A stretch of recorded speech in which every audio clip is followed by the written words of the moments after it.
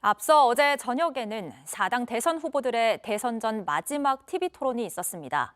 대선을 정확히 일주일 앞두고 열린 토론에서 후보들은 2시간 동안 복지와 여성 정책 등 현안마다 사사건건 충돌했습니다.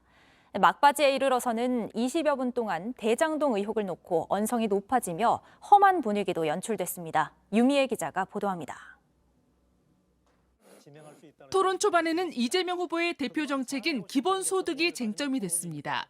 기본소득 50조에 또 사회서비스 일자리 만들어내는데 한 40조가 들면은 이게 재정에 큰 부담이 되고 국민의힘 정강정책 1조 1항에 기본소득 한다 이렇게 들어있는 거 아십니까? 복지재원 마련을 위한 증세를 놓고 이재명, 윤석열 후보는 반대 의사를 밝힌 반면 저희는 증세 자체를 할 계획은 없다. 이제 분명하게 말씀드립니다. 증세라는 것이 경제에 큰 타격을 주기 때문에 선택과 집중을 이제 해야 됩니다. 심상정 후보는 증세 없는 복지는 허구라며 공격했습니다. 부유층을 대표하는 정당의 후보라면 이렇게 어려운 재난의 시기에 오히려 부유층에게 좀 더 고통 분담해 주십시오. 이렇게 이야기하는 게 저는 책임 정치라고 생각합니다.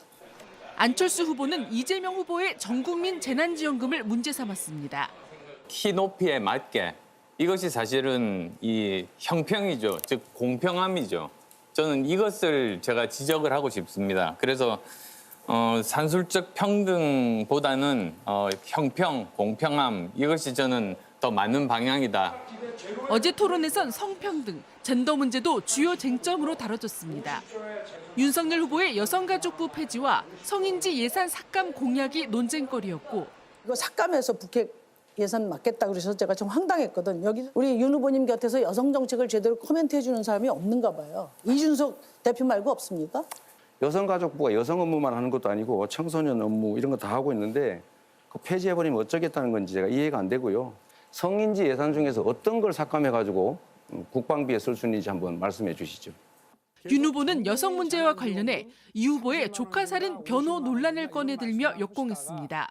흉악범을 심신미약, 심신상실이라고 그 변호를 하셨는데 이렇게 여성 인권을 무참히 짓밟으시면서 페미니즘 운운을 하시고 TV 토론의 마지막은 역시 대장동이었습니다. 토론 종료 20여 분을 앞두고 윤 후보가 먼저 대장동 의혹을 제기하자 이재명 후보는 특검을 하자고 맞받았습니다.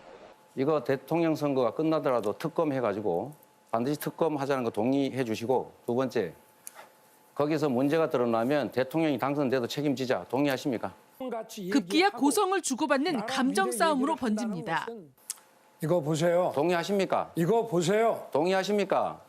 지금까지 동의하십니까? 다수당으로서 수사도 다 회피하고 동의하십니까? 지금 뭐 대통령 선거가 국민학교 애들 반장 선거입니까? 정확하게 수사가 이루어지지 않고 덮었지 않습니까? 안철수 후보는 마무리 발언에서 상대 후보들을 겨냥한 듯 작심 발언을 했습니다.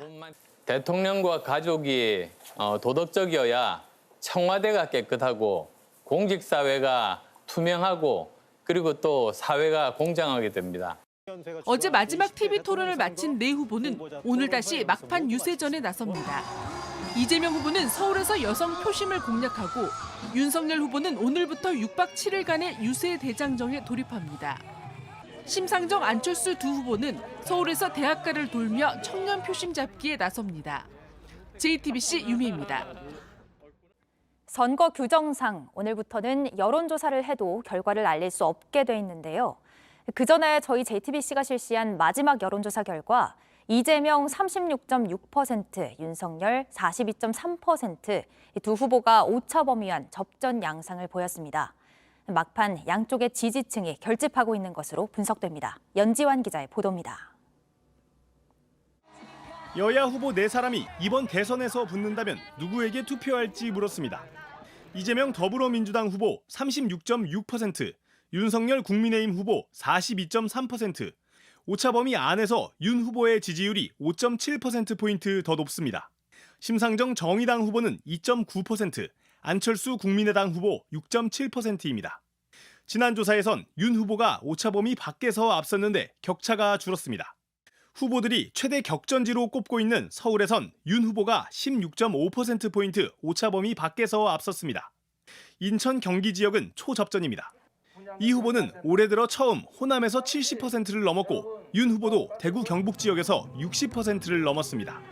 선거일이 다가오면서 지지층이 결집하고 있는 모양새입니다. 단일화 결렬 이후에 소폭 등락을 거듭하고 있습니다만은 TK 등 지지 기반에서의 상승으로 상쇄되어서 지지세가 유지가 되고 있고요. 부동층의 흡수, 호남 등 지지 기반의 상승으로 인해서 오차범위의 소폭 상승세가 나타난 양상을 보이고 있습니다. 실제로 이 후보 지지자의 90.1%, 윤 후보 지지자의 94%가 지지 후보를 바꾸지 않겠다고 했습니다. 심 후보 지지층은 52.4%, 안 후보 지지층은 64.2%만 지지를 유지하겠다고 했습니다. 정권이 교체돼야 한다는 응답은 54.2%로 정권 유지 여론보다 높았습니다. 이번 조사는 여론조사기관 글로벌 리서치에 의뢰해 지난달 28일부터 지난 1일까지 실시했습니다. 전국 성인 남녀 1,006명을 대상으로 전화로 면접 조사했고 표본 오차는 95% 신뢰 수준의 플러스 마이너스 3.1%포인트입니다. JTBC 연지환입니다. 국내 코로나19 신규 확진자 수가 하루 20만 명을 넘어섰습니다. 대부분의 학생들은 어제 입학과 개학을 맞았는데 5월엔 초등생 절반이 감염될 수 있다는 전망도 나왔습니다. 이런 가운데 정부가 현재 6명인 사적 모임 제한 인원과 밤 10시까지인 식당과 카페 등의 영업시간을 조기 완화하는 방안을 검토하고 있는데요. 이르면 내일 이 완화 방안이 발표될 것으로 보입니다. 성화선 기자입니다. 손팻말과 꽃을 들고 입학하는 후배의 첫 등굣길을 열렬히 응원합니다. 학교 곳곳에서 입학을 축하하는 현수막이 보입니다.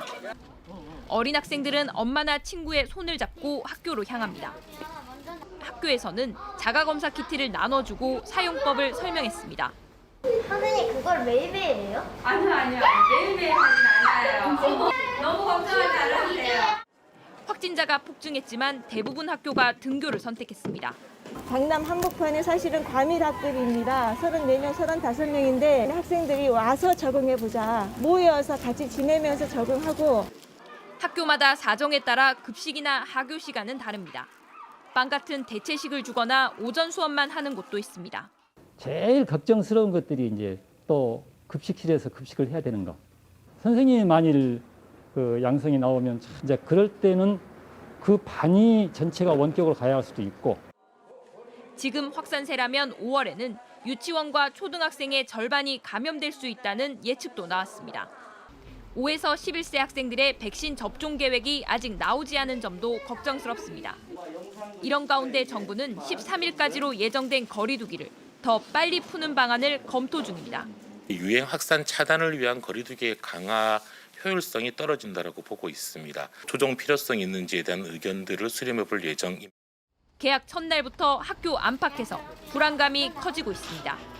JTBC 성화선입니다.